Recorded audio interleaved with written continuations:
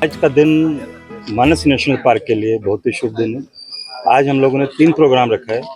आज हमारे 2 हाथी जो काफ़ी सालों तक यहाँ मानस में काम किए हैं, लोगों को अंदर घुमाया है, पेट्रोलिंग ड्यूटी में किया, आज उनका बशर हो गया है कि रिटायरमेंट को किया जाए और रिटायरमेंट के बाद भी वो यहीं रहेंगे, उनको खाना पीना दिया जाएगा। हाथियों का भी एक देखिए एक अलग तरह का है कि जैसे आदमी रिटायर होता है और उसके बाद उसकी सेवा टहल की जाती है, इसी प्रकार से मानस में हाथियों का रिटायरमेंट होता है। उसको बाद उसको पूरी उम्र यहाँ पर काम नहीं ले जाएगा, उसको इसका हेल्थ का ध्यान रखा जाएगा, खिलाना पिलाना किया जाएगा।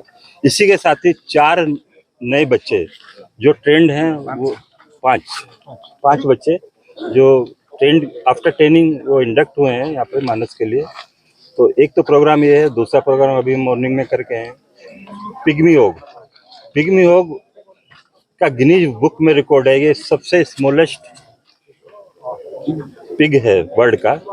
और इसका एक दूसरे रिकॉर्ड भी है, इसमें सबसे स्मॉलेस्ट माइक्रोफोना होता है, ये भी वर्ल्ड रिकॉर्ड है। तो पिग्मी योग के 2 वर्ल्ड रिकॉर्ड हैं और ये ओरिजिनली केवल आज की डेट में असम में ही पाए जाते हैं।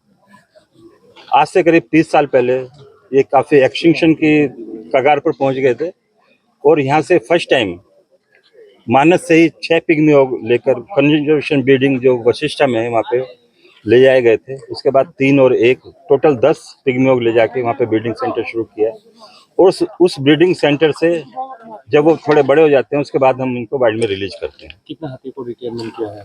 आज हाथी 2 हाथी को रिटायरमेंट किया है। क्या नाम है? नाम क्या है? 2 हाथी का नाम क्या? हाथी पूर्णिमा और प्रमिला। सर आज जो पिग्मी योग रिलीज किया है, ये पीएचपी के अंदर पे है? नहीं, हाँ, कंजर्वेशन प्रोग्राम जो हमारे करीब 30 साल से मतलब चल रहा है हमारा। कितनी पिग्मी योग आज रिलीज किया है? आज हमने टोटल प्रोग्राम है 15 करने का, आज हमने 10 किया है, 2 जगह किया है, 5 और 5 हमारा रखा हुआ है। उसको क्या होता है, जब लाते हैं उसके बाद में करीब 3 दिन उसको एक एंक्लोजर में रखते हैं, तो उसको लाए हुए अभी 1 ही दिन हुआ है, उसको 2 दिन के बाद में रिलीज करेंगे 5 को। तो पहले भी पिग्मी योग रिलीज किया था इस प्रोग्राम के अंदर? हाँ, इस प्रोग्राम उसके बारे में उसके बारे में ये बोलना है कि कंजर्वेशन के अभी ब्रीडिंग सेंटर हमारा 2 जगह हैं, एक तो वशिष्ठा में है और दूसरा पटसोली इधर नामिरी में है।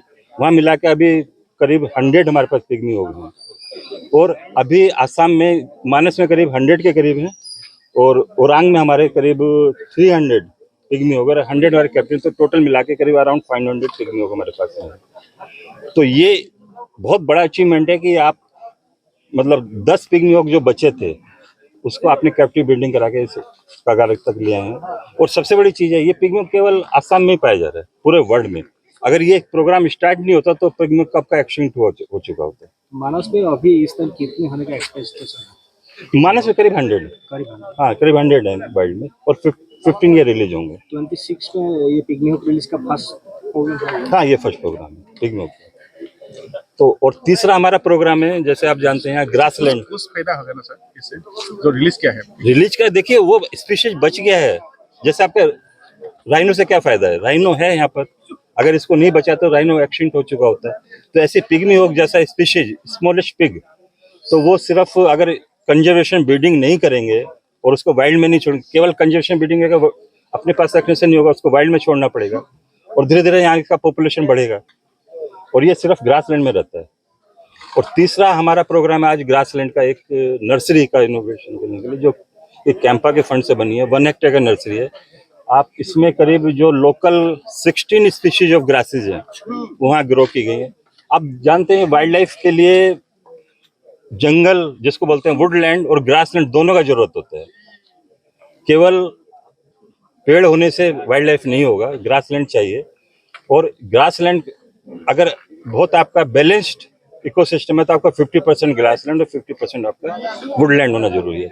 यहाँ आते आते ग्रासलैंड बहुत कम हो गया है।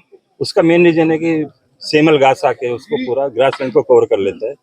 ग्रासलैंड ये मानिए कि एनिमल्स के लिए किचन का काम करता है।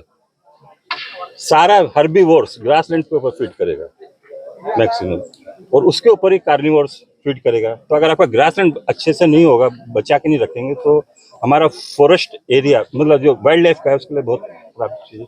तो यहाँ पहले करीब 25 ईयर्स पहले अराउंड 45% ग्रासलैंड हुआ करता था, जो अब घटते घटते अराउंड 20% रह गया है। और दूसरा चीज है कि ग्रासलैंड तो बचा है लेकिन उसके अंदर इन्वेसिव वीड स्पीशीज बहुत हो गया है। यहाँ का जो मेन प्रॉब्लम है एक लिया स्पीशीज है, वीड स्पीशीज, उसका प्रॉब्लम है। तो उसको रिप्लेस करके और ग्रासलैंड में हम नया नया ग्रास लगाएगा। और ग्रासलैंड में जो 16 ग्रास स्पीशीज है वो मानस से ही कलेक्ट किया गया है। तो इसका भी स्टार्ट प्रोग्राम है, ये पायलट प्रोजेक्ट है। उसके बाद हम बाकी एरिया में भी एक्सपेरिमेंटल होगा ये? यहाँ एक्सपेरिमेंटल बेसिस है, स्टार्टिंग हुआ है ना। तो ग्रासलैंड का फर्स्ट टाइम नर्सरी बनाया हम लोग।